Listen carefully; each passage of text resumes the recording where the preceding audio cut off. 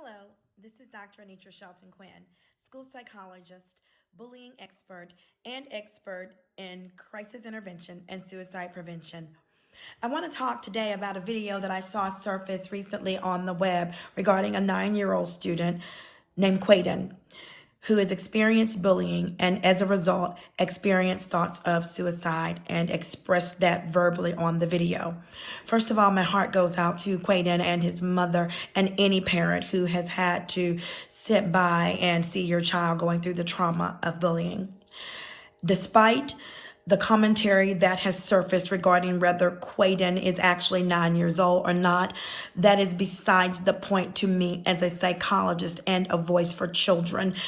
We need to recognize that the behaviors and the experiences that were depicted on the video are very real for many, many children, as well as the responsive pattern in regards to suicide. Children that are bullied are significantly at risk for experiencing suicide symptomatology or ideology. So we have to be clear and recognize that this is a real problem. This is a real problem. Despite popular belief, bullying is not a rite of passage. It is not an act that needs to be accepted. It is unacceptable. It is not tolerated, and it is not something that needs to be dismissed, set aside, or coddled in any way. We have to step up. I understand that there's a lot of talk about, well, all kids go through this. Listen, let me tell you something. Children that are bullied are at significant risk for suicide. And when we look at the statistics for suicide, we know that suicide is the second leading cause of death in individuals 15 to 24.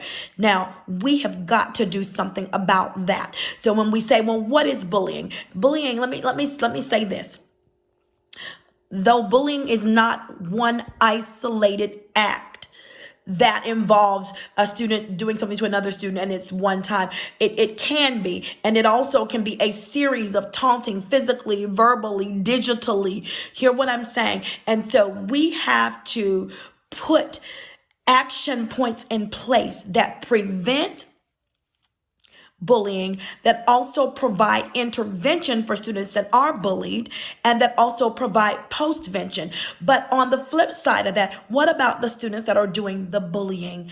There is an area that needs to be addressed for those students. There is intervention that needs to be put in place. And we talk about students who are susceptible to being bullies. What we're talking about, guys, at the end of the day, these are all mental health issues. These are all mental health concerns. A colleague and I, Dr. Trina Gordon, did some research in schools that looked at school climate, and a majority of those students indicated that they did not feel safe. A lot of parents that I talk to, they say their children are afraid to go to school. Their children are being bullied. We've got to do more than the zero tolerance sign.